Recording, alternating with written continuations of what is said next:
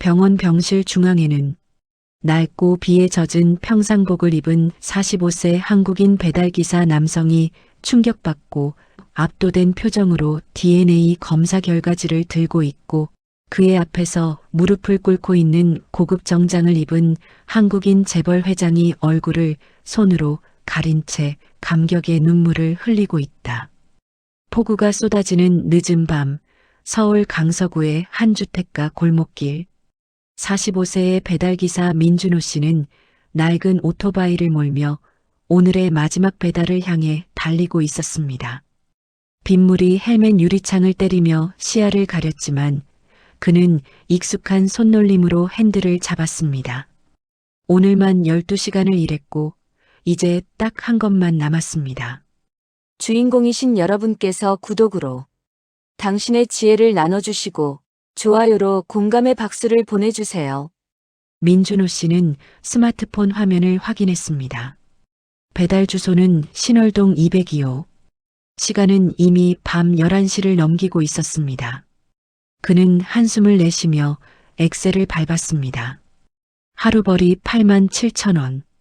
이 돈으로 내일 아침 식사와 오토바이 기름값을 내야 했습니다. 그때였습니다. 쾅! 갑자기 들려온 물소리와 함께 아이의 비명이 들렸습니다. 민준호 씨는 급히 브레이크를 밟았습니다. 오토바이가 미끄러지며 겨우 멈춰섰습니다. 그는 헬멧을 벗으며 주변을 둘러봤습니다. 도와주세요. 어디선가 가느다란 목소리가 들렸습니다. 민준호 씨는 소리가 나는 쪽으로 달려갔습니다. 골목 한쪽 맨홀 뚜껑이 열려 있었고 그 아래로 물이 세차게 흐르고 있었습니다. 폭우로 하수구가 넘쳐나고 있었던 것입니다. 그리고 그곳에 7살 정도로 보이는 남자아이가 물속에서 허우적대고 있었습니다. 민준호 씨는 단 1초도 망설이지 않았습니다. 그는 가방을 내던지고 곧바로 하수구 속으로 뛰어들었습니다. 차가운 물이 온몸을 휘감았습니다. 시커먼 물속에서 아무것도 보이지 않았습니다. 하지만 그는 손을 휘저으며 아이를 찾았습니다. 잡았다. 아이의 팔을 움켜쥔 민준호 씨는 있는 힘을 다해 위로 올라왔습니다. 그의 허리와 다리가 비명을 질렀습니다. 45살의 몸은 이미 한계였습니다. 하지만 그는 이를 악물고 아이를 끌어올렸습니다. 드디어 지상으로 올라온 순간 민준호 씨는 아이를 안전한 곳에 눕혔습니다. 아이는 물을 토하며 기침을 했지만 곧 의식을 잃었습니다. 창백한 얼굴, 떨리는 몸. 민준호 씨는 즉시 119에 전화를 걸었습니다. 저기요. 아이가 하수구에 빠졌어요. 지금 의식이 없어요. 119 상담원의 목소리가 들렸습니다. 가장 가까운 병원은 3km 떨어진 서울중앙병원. 구급차는 최소 20분이 걸린다고 했습니다. 20분이요? 그럼 늦어요. 민준호 씨는 전화를 끊었습니다. 그리고 아이를 안아 올렸습니다. 그의 낡은 오토바이로 병원까지 가는 수밖에 없었습니다. 빗속에서 아이를 안은 채 그는 다시 오토바이에 올라탔습니다. 엔진이 걸렸습니다. 민준호 씨는 한 손으로는 아이를 꼭 안고 다른 손으로는 핸들을 잡았습니다. 폭우가 더욱 거세졌습니다. 앞이 보이지 않았습니다. 하지만 그는 멈추지 않았습니다. 병원까지 가는 길은 지옥이었습니다. 빗물이 도로를 덮었고 차들이 물보라를 일으키며 지나갔습니다. 민준호 씨의 옷은 완전히 젖어 몸에 달라붙었습니다. 하지만 그는 아이를 놓지 않았습니다. 제발, 제발 버텨줘. 그는 아이에게 속삭였습니다. 아이의 몸은 점점 차갑게 식어가고 있었습니다. 민준호 씨는 더욱 속도를 냈습니다. 신호등이 빨간불이었지만 그는 주변을 확인한 뒤 그대로 지나쳤습니다. 병원이 보였습니다. 서울중앙병원의 응급실 입구가 눈앞에 나타났습니다. 민준호 씨는 마지막 힘을 짜내어 오토바이를 몰았습니다. 그리고 바로 그 순간이었습니다. 퍽! 오토바이 엔진에서 이상한 소리가 났습니다. 그리고 갑자기 속도가 떨어지기 시작했습니다.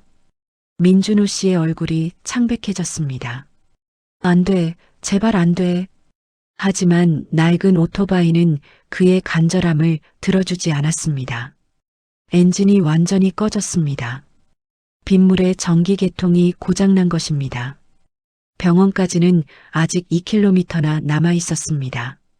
민준호 씨는 오토바이에서 내렸습니다. 아이를 두 팔로 꼭 안았습니다.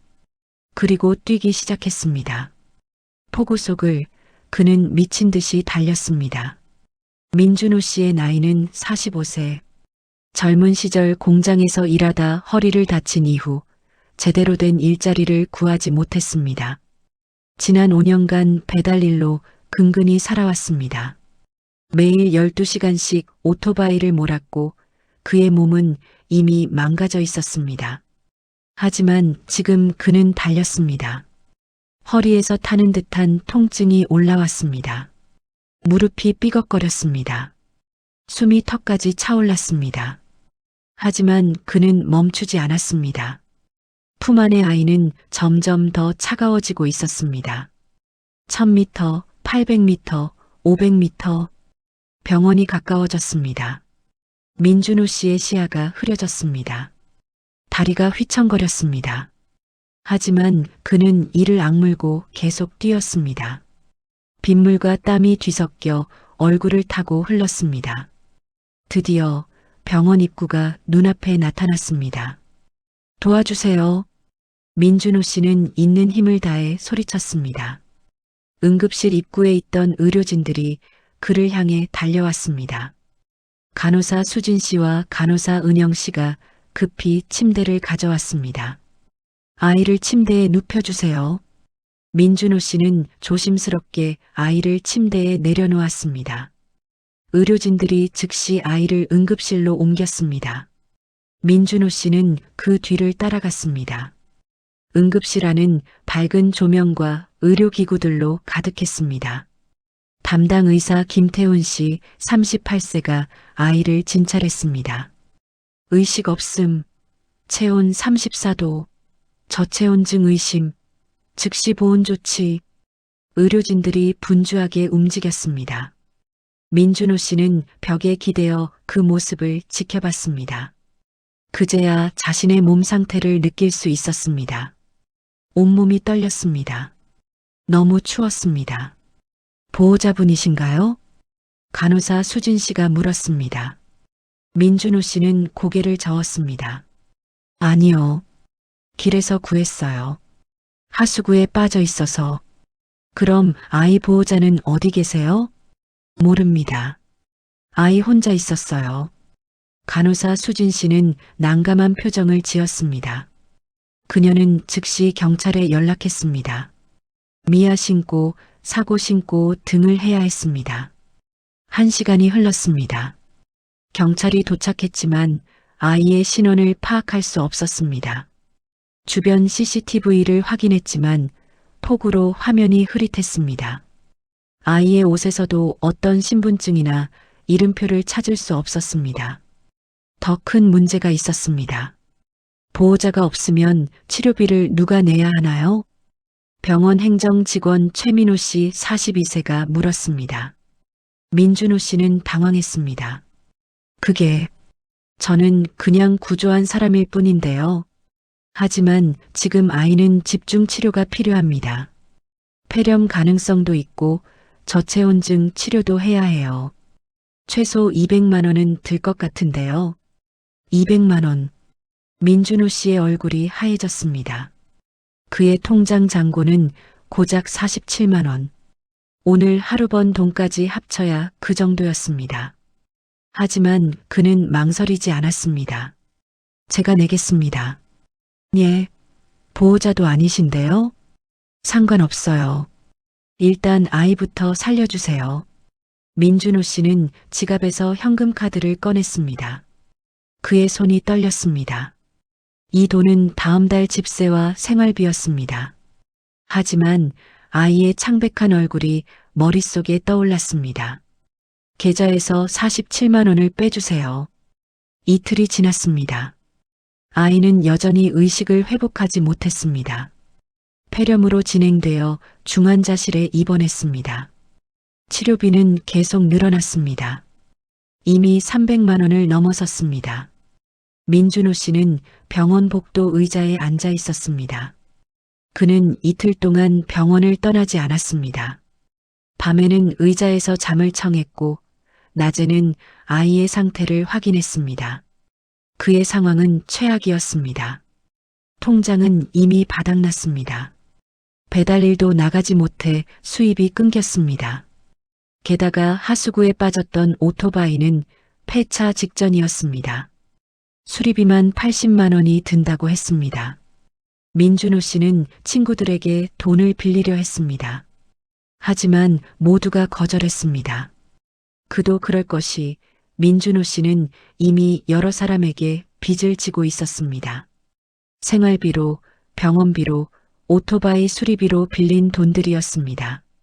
경찰도 아직 아이의 보호자를 찾지 못했습니다.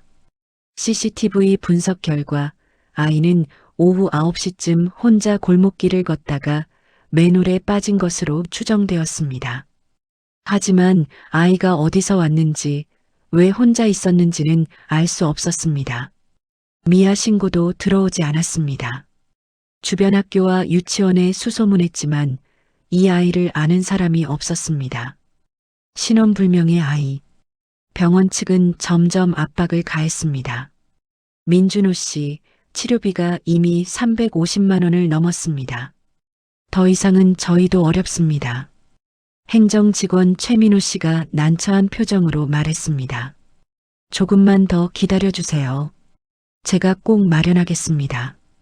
민준호 씨는 애원했습니다. 하지만 최민호 씨는 고개를 저었습니다.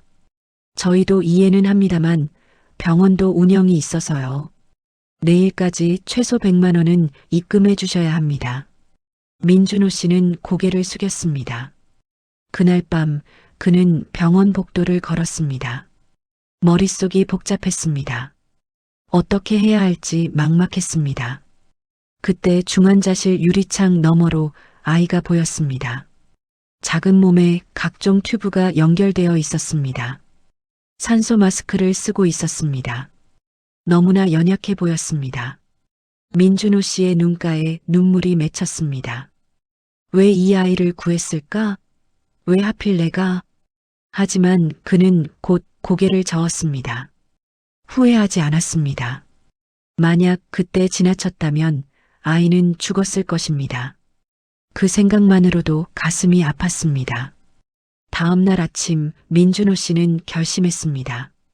그는 자신의 낡은 시계를 팔았습니다. 20년 전 돌아가신 아버지가 주신 유일한 유품이었습니다. 중고 시계 매장에서 15만 원을 받았습니다. 옷도 팔았습니다. 겨울 패딩 2벌, 청바지 3벌. 중고 의류 매장에서 5만 원을 받았습니다. 휴대폰도 팔았습니다. 2년 전 할부로 산 스마트폰. 중고폰 매장에서 8만 원을 받았습니다. 그렇게 모은 돈 28만 원. 하지만 턱없이 부족했습니다. 민준호 씨는 마지막 수단을 생각했습니다. 대부업체. 하지만 그곳에 가면 이자가 어마어마했습니다. 그는 망설였습니다. 바로 그때였습니다. 민준호 씨, 중환자실 담당 간호사 은영 씨가 급히 달려왔습니다. 아이가 깨어났어요. 민준호 씨는 화들짝 놀라 중환자실로 뛰어갔습니다. 유리창 너머로 아이가 보였습니다. 눈을 뜬 채 주변을 두리번거리고 있었습니다. 담당 의사 김태훈 씨가 아이를 진찰하고 있었습니다. 의식 명료, 바이탈 정상, 다행입니다. 민준호 씨는 가슴을 쓸어내렸습니다. 너무나 다행이었습니다. 하지만 기쁨도 잠시, 그는 다시 현실로 돌아왔습니다. 치료비 문제는 여전히 해결되지 않았습니다. 아이가 완전히 깨어난 건 그날 오후였습니다. 민준호 씨는 중환자실 밖에서 기다리고 있었습니다. 의사 김태훈 씨가 나와 말했습니다. 들어가서 만나보시겠어요? 아이가 당신을 보고 싶어 하는 것 같아요. 민준호 씨는 조심스럽게 중환자실로 들어갔습니다. 아이는 침대에 앉아 있었습니다. 여전히 창백했지만 눈에는 생기가 돌았습니다. 아이와 눈이 마주쳤습니다. 그리고 아이는 작은 목소리로 말했습니다. 아저씨, 고마워요. 민준호 씨의 가슴이 뭉클했습니다. 그는 아이 곁으로 다가가 손을 잡았습니다. 괜찮아졌구나. 다행이다.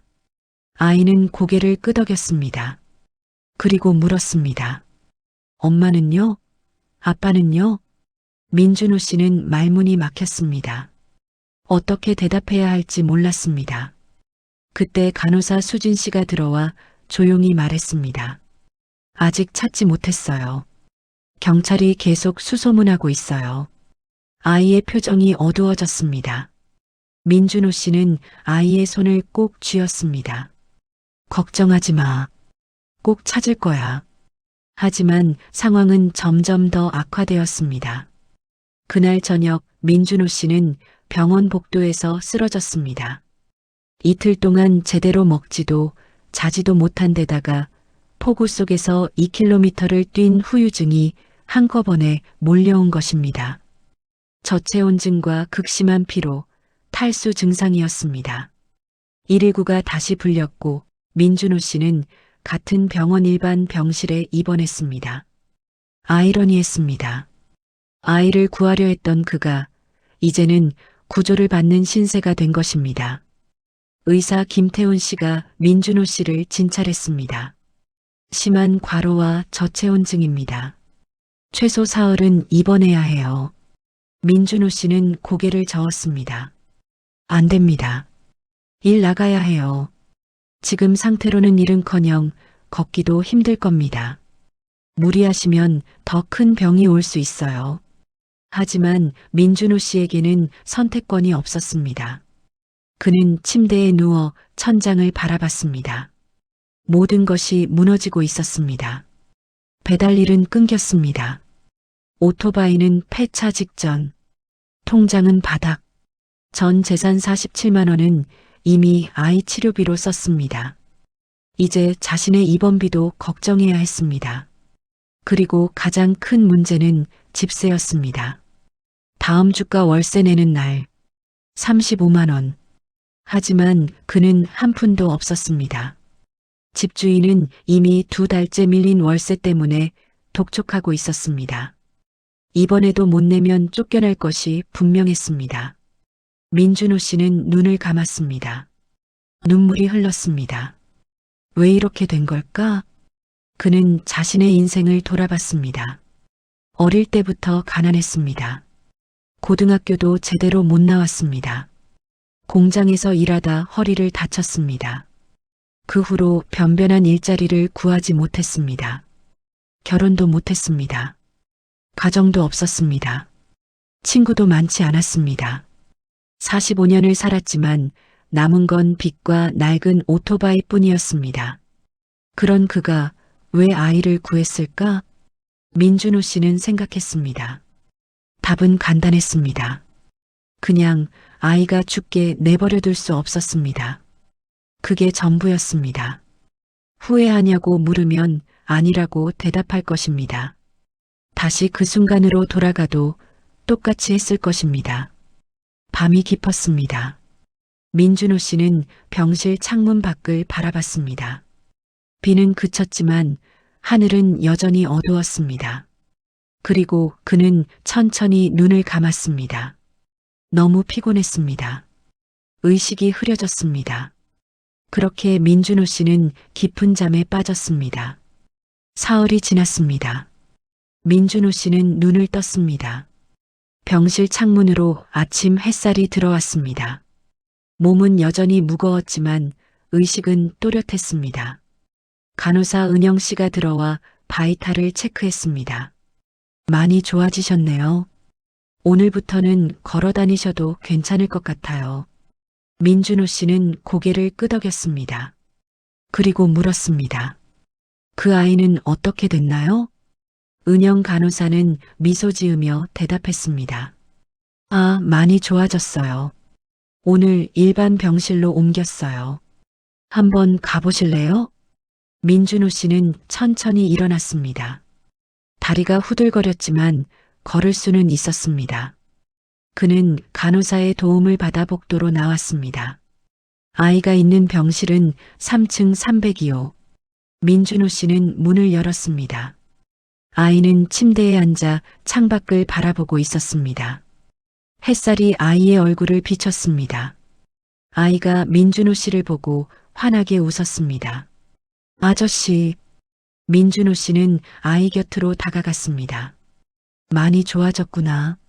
네, 이제 밥도 먹을 수 있어요. 아이는 자랑스럽게 말했습니다. 민준호 씨는 아이의 머리를 쓰다듬었습니다.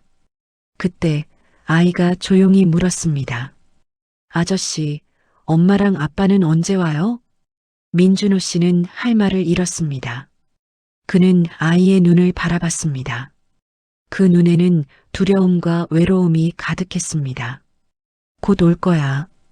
걱정하지 마. 민준호 씨는 거짓말을 했습니다. 하지만 아이를 안심시키기 위해서는 어쩔 수 없었습니다. 아이는 고개를 끄덕이고는 민준호 씨의 손을 꼭 잡았습니다. 아저씨, 무서워요. 혼자 있으면 무서워요. 민준호 씨의 가슴이 먹먹해졌습니다. 그는 아이의 손을 꼭 쥐고 말했습니다. 괜찮아. 내가 여기 있을게. 혼자 아니야. 아이는 안심한 듯 미소 지었습니다. 그날부터 민준호 씨는 아이 곁을 지켰습니다. 병실을 오가며 아이와 시간을 보냈습니다. 아이에게 이야기를 들려주고 함께 그림을 그리고 병원 식사를 함께 먹었습니다. 며칠이 흐르자 둘 사이에는 묘한 유대감이 생겼습니다. 마치 가족처럼. 하지만 현실은 여전히 냉혹했습니다. 병원비는 계속 늘어났습니다. 이미 500만 원을 넘어섰습니다. 민준호 씨의 입원비까지 합치면 600만 원이 넘었습니다. 행정직원 최민호 씨가 다시 찾아왔습니다. 민준호 씨, 더 이상은 정말 어렵습니다. 보호자도 나타나지 않고 치료비도 계속 밀리고 있어요. 알고 있습니다. 조금만 더 기다려주세요. 하지만 언제까지 기다릴 수 있겠습니까? 저희도 입장이 있어서요. 민준호 씨는 고개를 숙였습니다. 그날 저녁 그는 병실 창가에 서서 생각했습니다. 어떻게 해야 할까? 어떻게 이 상황을 헤쳐나갈 수 있을까? 그때 복도에서 누군가의 목소리가 들렸습니다. 302호 환자 맞습니까? 네, 맞습니다. 민준호 씨는 문을 열고 복도를 봤습니다. 두 명의 중년 부부가 간호사와 이야기하고 있었습니다. 남자는 50대 중반으로 보이는 단정한 정장 차림. 여자는 우아한 코트를 입고 있었습니다. 간호사 수진 씨가 민준호 씨를 보고 손짓했습니다. 민준호 씨, 잠깐 오시겠어요? 민준호 씨는 복도로 나갔습니다. 이분들이 아이를 보러 오셨어요. 중년 남자가 민준호 씨에게 다가와 깊게 고개를 숙였습니다. 감사합니다. 우리 아이를 구해주셔서 정말 감사합니다. 민준호 씨는 당황했습니다. 예, 우리 아이라고요? 옆에 있던 여자도 눈물을 글썽이며 말했습니다. 네, 저희 양아들이에요. 입양한 지 1년 됐어요. 민준호 씨는 고개를 가웃거렸습니다. 경찰도 찾지 못한 보호자가 이제야 나타난 것입니다. 중년 남자가 명함을 건넸습니다. 명함에는 이렇게 적혀 있었습니다. 한국금성물산 대표이사 박준영. 민준호 씨는 깜짝 놀랐습니다. 금성물산. 국내 굴지의 대기업이었습니다. 박준영 씨는 설명했습니다. 저희가 해외 출장을 갔었어요. 그 사이에 아이가 집을 나간 겁니다. 가정부가 한눈판 사이예요. 돌아와서 알았습니다. 경찰에 신고했지만 이미 사고가 난 뒤였더군요. 옆에 있던 박준영 씨의 부인 최은희 씨 48세가 덧붙였습니다. 병원에서 연락을 받고 달려왔어요. 정말 감사합니다. 만약 선생님이 아니었다면 그녀는 말을 잇지 못하고 눈물을 흘렸습니다. 민준호 씨는 난처한 표정을 지었습니다. 아니에요. 당연한 일을 했을 뿐입니다. 박준영 씨는 민준호 씨의 손을 꼭 잡았습니다. 은인이십니다. 제 아들을 살려주신 은인. 어떻게 보답해야 할지 모르겠습니다. 그는 진심으로 감사해야 하는 것 같았습니다. 민준호 씨는 손사래를 쳤습니다. 괜찮습니다. 아이가 무사해서 다행입니다. 그때 박준영 씨가 조심스럽게 물었습니다. 혹시 선생님께 부탁드릴 게 하나 있는데요. 민준호 씨는 고개를 끄덕였습니다. 무엇이든 말씀하세요. 박준영 씨는 잠시 망설이다가 말했습니다. DNA 검사를 해주시겠습니까? 민준호 씨는 어리둥절한 표정을 지었습니다. DNA 검사요? 왜요? 박준영 씨의 부인 최은희 씨가 설명했습니다. 저희에게는 사연이 있어요. 30년 전 친아들이 있었어요. 하지만 4살 때 유괴당했습니다. 그 이후로 줄곧 찾고 있었지만 찾지 못했어요. 그녀의 목소리가 떨렸습니다. 그래서 아이를 입양했어요. 하지만 잃어버린 친아들도 계속 찾고 있습니다. 전국의 남자들을 대상으로 DNA 검사를 해왔어요. 민준호 씨는 놀랐습니다. 그게 저랑 무슨 상관이? 박준영 씨가 조심스럽게 말했습니다. 선생님의 생년월일이 1980년 5월 15일이시죠? 민준호 씨는 고개를 끄덕였습니다. 네, 맞습니다. 박준영 씨와 최은희 씨가 눈을 마주쳤습니다. 두 사람의 눈에 기대가 어렸습니다. 저희 친아들도 1980년 5월생이에요. 그리고 유괴된 지역이 선생님이 자라난 곳과 가까워요. 민준호 씨는 당황했습니다. 이게 무슨 말인지 이해할 수 없었습니다. 하지만 저는 그냥 평범한 배달기사일 뿐인데요. 최은희 씨가 눈물을 닦으며 말했습니다. 혹시 모릅니다. 선생님이 저희 아들일 수도 있어요. 민준호 씨는 할 말을 잃었습니다. 그의 머릿속이 복잡해졌습니다. 사실 민준호 씨는 자신의 어린 시절을 기억하지 못했습니다. 4살 이전의 기억이 전혀 없었습니다. 어릴 때부터 고아원에서 자랐고 자신을 키워준 사람은 양아버지였습니다. 양아버지는 3년 전 세상을 떠났습니다. 그때 양아버지는 이렇게 말했습니다. 미안하다. 내 진짜 부모가 누군지 나도 몰랐다. 너를 길에서 주었을 뿐이야. 민준호 씨는 그 말을 듣고 충격받았지만 더 이상 파고들지 않았습니다. 이미 45년을 살았고 친부모를 찾는다고 달라질 것도 없다고 생각했습니다. 하지만 지금 이 순간 박준영 씨가 다시 말했습니다. 부탁드립니다.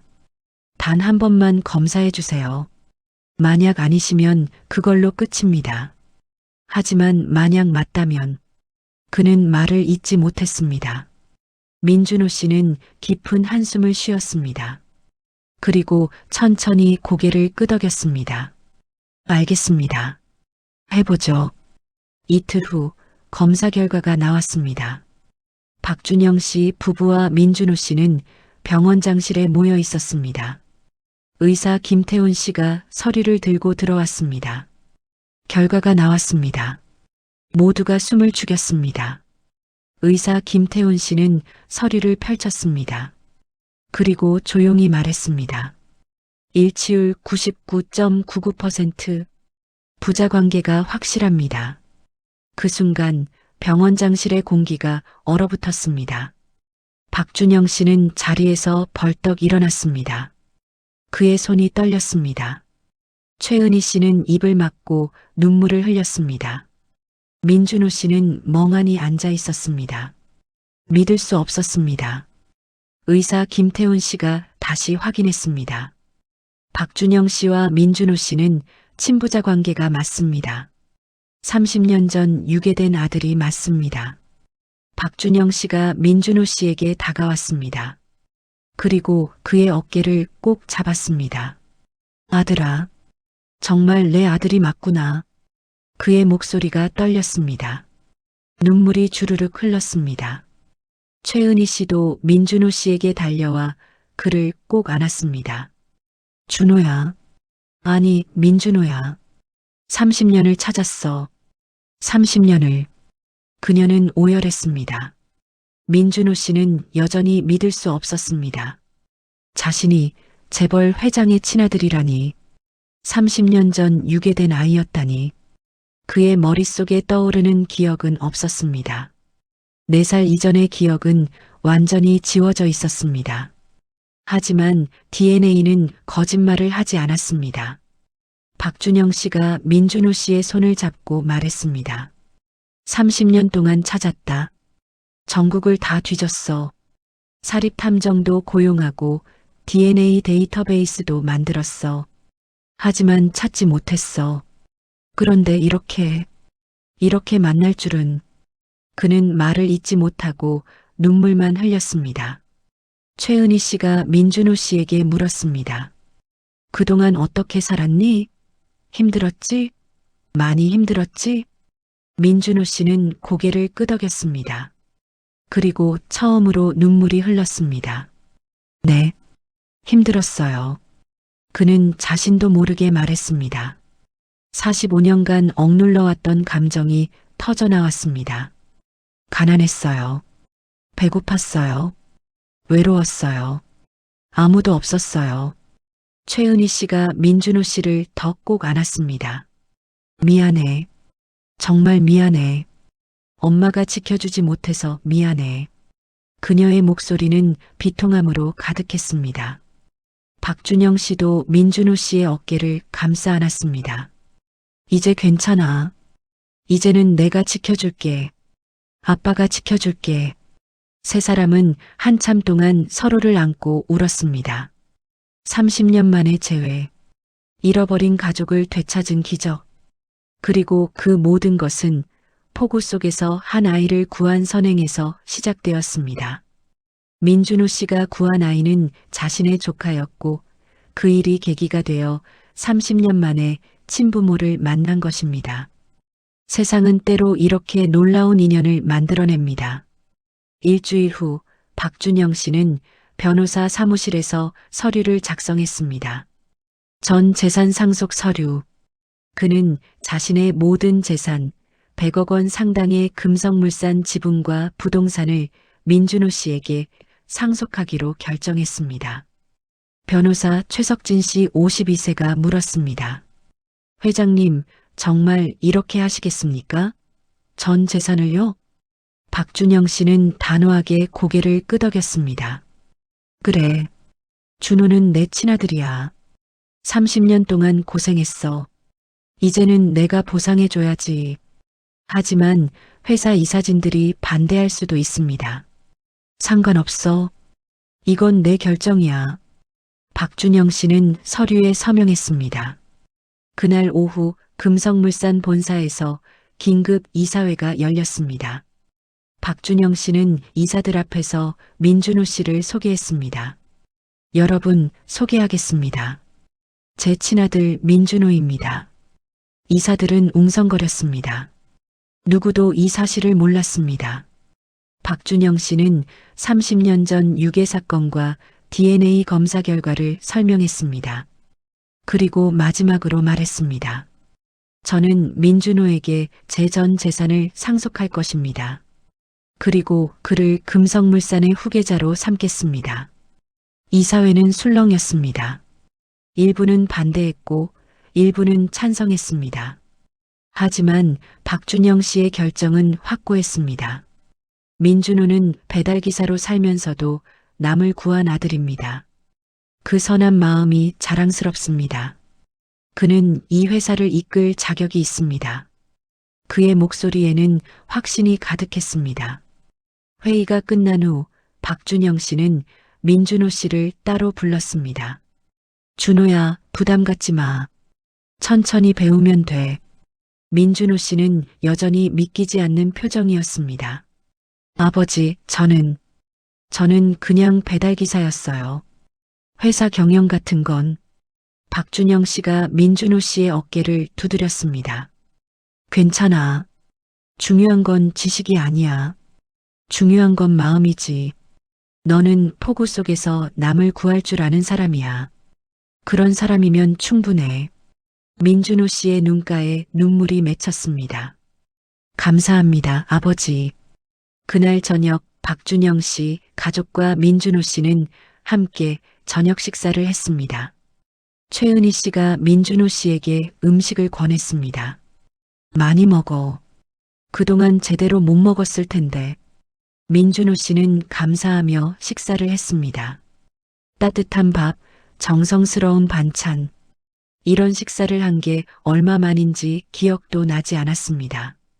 그리고 옆에는 자신이 구한 아이, 이제는 조카가 된 그 아이가 환하게 웃으며 앉아 있었습니다. 삼촌, 나중에 같이 놀아줘요. 민준호 씨는 아이의 머리를 쓰다듬었습니다. 그래, 같이 놀자. 그 순간 민준호 씨는 깨달았습니다. 자신이 폭우 속에서 아이를 구한 것은 우연이 아니었습니다. 운명이었습니다. 30년 만에 가족을 되찾는 기적. 100억 원의 재산. 하지만 그보다 더 소중한 것은 이제 자신에게 가족이 생겼다는 것. 사랑하는 아버지, 어머니, 그리고 조카. 민준호 씨는 눈물을 닦으며 미소 지었습니다. 그날 밤 민준호 씨는 병원 옥상에 올라갔습니다. 서울의 야경이 펼쳐졌습니다. 수많은 불빛이 반짝였습니다. 그는 하늘을 올려다봤습니다. 별이 빛나고 있었습니다. 돌아가신 양아버지에게 속삭였습니다. 아버지, 저 이제 괜찮아요. 가족을 찾았어요. 감사했어요, 아버지. 바람이 불어왔습니다. 마치 양아버지의 대답처럼 민준호 씨는 깊이 숨을 들이쉬었습니다. 새로운 인생이 시작되었습니다. 45년의 고난 끝에 드디어 찾아온 행복. 그리고 그 모든 것은 단 하나의 선택에서 시작되었습니다. 폭우 속에서 아이를 구하기로 한 그 선택. 민준호 씨는 다시 한번 깨달았습니다. 선한 마음은 결코 헛되지 않는다는 것을. 시청해주셔서 감사합니다. 여러분의 구독이 저에게는 큰 힘이 됩니다. 따뜻한 이야기 앞으로도 계속 전해드리겠습니다. 구독과 응원 진심으로 감사드립니다.